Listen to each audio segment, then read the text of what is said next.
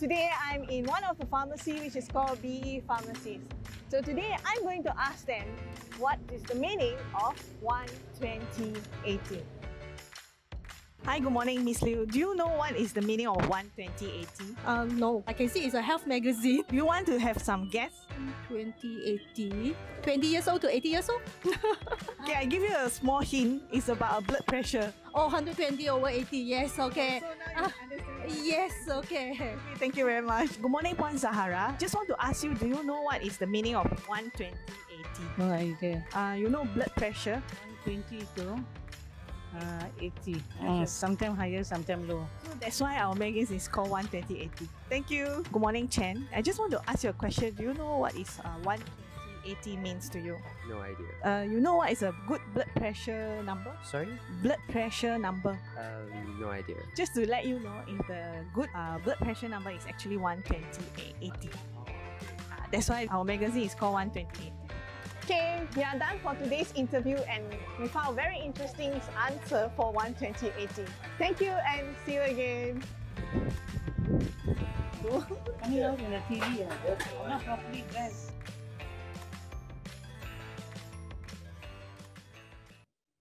Hello, good morning. I'm your host and moderator Rizani Nagarajan, writer from 12080. For those who just joined, welcome. 12080, your community health magazine, is extremely grateful to have you for spending your Saturday morning with us and joining us in our very first webinar on navigating through the pandemic.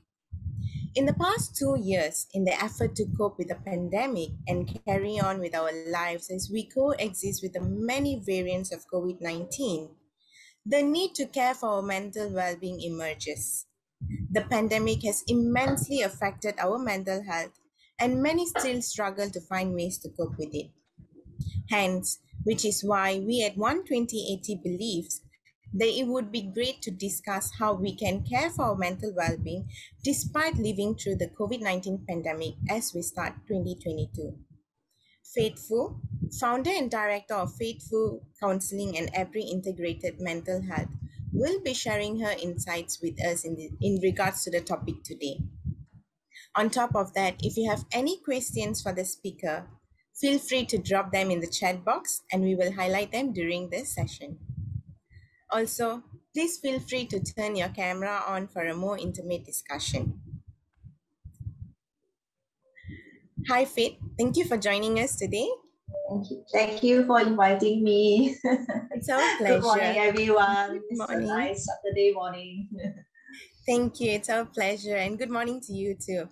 So, jumping right into the first question. It's so difficult to see the light under the tunnel because it's never ending, especially when there's new variants coming up. Exactly. How can this never-ending row impact our mental health? Okay, when it in the beginning, all of us since 2021, we all expected. In 2022, COVID started. So we expect maybe this will be a past few months, then things will go. But now it seems like an ending pandemic that we do not know when it's going to end. So that when we don't have a definite end that know how things could be in the future, this causes what we call a pandemic fatigue. I mean, all of us are exposed to a stress factor that has been prolonged for two years plus, right? So this is a stress factor that causes exhaustion, month after month worrying. So we are all experiencing this is what we call pandemic fatigue, right? Okay. From pandemic fatigue, it is further on, it will become pandemic burnout. Yeah. Mm-hmm. So how can we navigate through the pandemic with a healthy mindset? Okay. the most important thing is we cannot change what we cannot change or take control. So we cannot stop the pandemic. Just as, for example, we cannot stop tsunami from coming. We know tsunami is Yes. going to come. So that is out of our control. It's beyond our control. So to navigate things in things like that, we need to have control what we can control. For Yes. example, I know that tsunami is going to come. The weather forecast saying that I cannot control and stop it. It's like pray so hard that it doesn't come. So what I did is like I can pack all my stuff in a concealed bag, and then raise the furniture higher, so I can minimize the damage, and also I can do something that is within my control. So control what we can control and take back, focus on what we can do, focus on all the things that around us that we can do. For example, during the lockdown, I can't go out, I can't go to, do a lot of stuff. Then I start to focus on my garden. I start to attend to my garden, and then I can read more. I can do courses. So to navigate, first we have to acknowledge what we go through, stress, something that we cannot control, and then start to gain, take control in things that we can. Yeah, that is very, very important. Yeah. Okay. Now for people like most people that experience low mood, depression, feeling claustrophobic or trapped is a very common issue that many people face this time. So how can we make our self feel better when confronted with such feelings? Yeah. I still remember, this is my own experience. During the first MCO, I was feeling a little bit stressed, and then I sensed that depression, the symptom of depression. I'm not depressed, but I sense that I'm getting depressed. So I need to tell myself, right, okay, acknowledge that I can't go out, I can do this thing. So I start to do a lot of self-care, right? So by helping myself to go to the garden and look at the flower and be thankful, and then wake up in the morning, listen to the birds singing, and then also do a lot of cooking that makes myself happy. So it's very important to keep ourselves positive, stay focused on the positive, right? Do some meditation, call your friend, so that, sometimes we also need to reach out. We cannot be, just focusing on ourselves. Maybe ask someone, how are you doing, check in with our friends. So we still stay connected, right? And if it's really, really severe, if it's too much going on, then you need to really seek help. Call the helpline, call a professional. Yeah. Okay. So instead of dealing it with yourself, it's best to reach out to help whenever it's necessary. That's a good point. Yeah. Now we have two questions from the participants who have shared them during the registration. So the first one is not being able to sleep at night a common symptom for those battling through mental health issues? Yes, mostly people who are depressed or anxious, anxiety, and all those, they do have sleep issue. Yeah, it's hard to let go to sleep, and especially when you are stressed. Let's say you're worried about a lot of things is going on. So usually we carry that stress, that fear into during our sleep, because we there's nothing to distract us. So the brain is start to focus on the things you haven't done or you're worried about. For example, when you're young, we always remember when I always have dreams that I forgot to bring my school bag. So teacher will scold me, so the day stress will actually carry into your sleep, and then and because of the intensity of stress during pandemic, it's very hard to wind down and go to sleep. And that is a term for it. Now they have coined out a term for, especially during pandemic, stress-related insomnia due to COVID. They have a term now, it called coronasomia. Instead of insomnia, it's coronasomia. So yes, this is prolonged stress can affect our sleep. Okay. The second question is a very good one indeed. It's how to deal with people that have mood disorders. Okay. To help people with mental health issue, we first have to acknowledge, stay away from telling them stay positive, yeah, okay, you're fine. Acknowledge, validate their feelings. I know you're going through a lot. I know this is very tough for you. Okay, I'm here for you. Be there for them, or see what kind of help you can help them navigate through and help them heal. It's just like somebody who have a fever, right? You ask them, hey, go home and take a rest. And then if you care for the person, you will bring some, you cook some porridge, you get them some heat pad, So we will be there for people who having sickness, isn't it? So mental illness is the same. Right? Okay. Don't push them to say, oh, stay positive. You shouldn't feel like that. You shouldn't be feeling like that. What they are feeling is real. They can't help it. So we have to see them exactly like someone who having physical illness. So if we can use a kind of same attitude, right?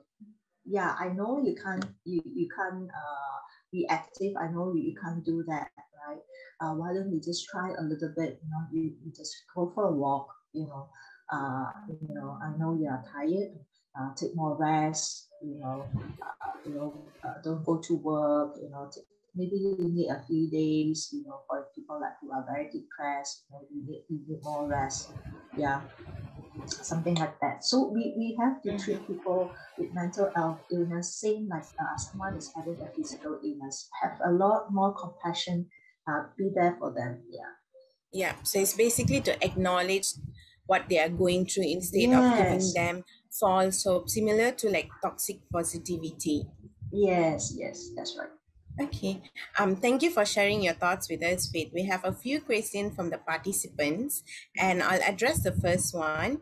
So the first one is from Karen. The pandemic has taken a toll on adults. However, children are affected as well. Could you share how COVID-19 pandemic has affected children's behavior? Okay, children basically they need a lot of playtime. When they go to school, they can play with their friends, and when they are locked down at home, actually they got affected the most. Basically, parents still have to work; they are busy, right? Yeah.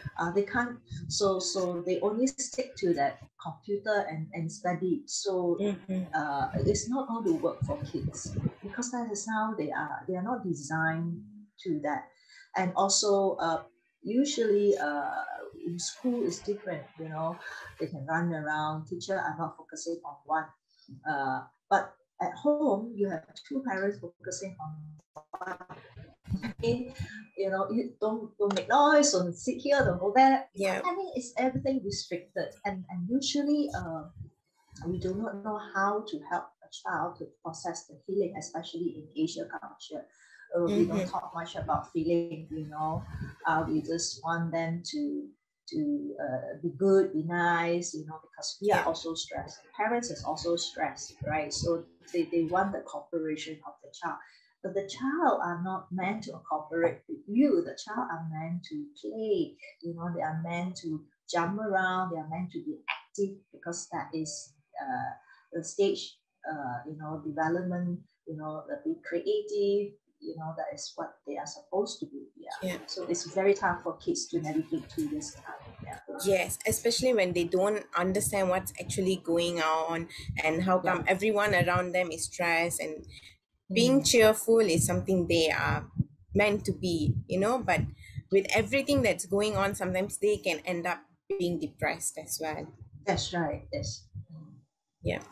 So we have another question from our participant Yashanti. Do you mind sharing a few interesting ways of passing time that would be great for individuals who are still working from home? Okay. Yes. during all the lockdown, I actually started a lot of things I have not done. For example, right? I don't know what you call that. Mung beans, Yes. growing mung beans. I know there's a method to grow mung bean, but I never tried. It's only during pandemic I tried that. And Okay. I was so thrilled like a little child. I mean, and then I started to I hardly cook because I usually work, so my mom is with her. So during pandemic, the lunch is the one that I cook, and then I start to Google recipe, and then I also attend to the garden more, and so these are some of the things that I do that I've never done. And one of the thing that I did was having my own podcast, do a few podcasts on and a 5-minute series and post it up on YouTube. So I did this just 5 minutes. Yeah, just talking about something positive, teaching people, just a 5 minutes, so people don't have much time. So it was something that come out from this pandemic lockdown. So there are a lot of creative ideas. So when we can focus on a lot of, you don't have to be complicated, right? I didn't take time to go and do a video, a complicated video. I just record the 5 minute, whatever in my heart. So we actually can come up with a lot of ideas if we are stuck at home. There are a lot of things we can do. For example, there are free online courses. There are a lot of free online courses that we can take. Yeah, so we can learn new things. For example, learning a new language, or learn arts. So many things we actually can explore, because it is, in a way, it is also a blessing in disguise. We have the luxury of the time now to do something that is interesting that we want.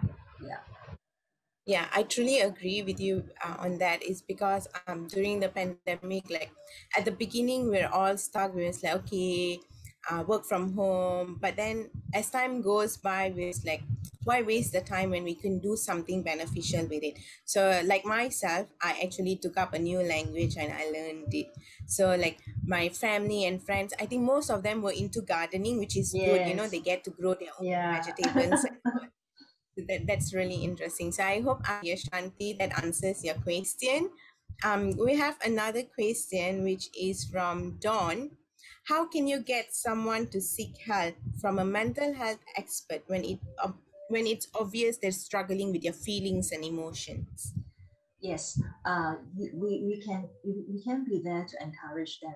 Okay, for example, telling them, hey, I can see that you are struggling. I'd like to help you, but I don't think that I'm trained, right? Why don't we try to get someone that is trained, and then see what their professionals say?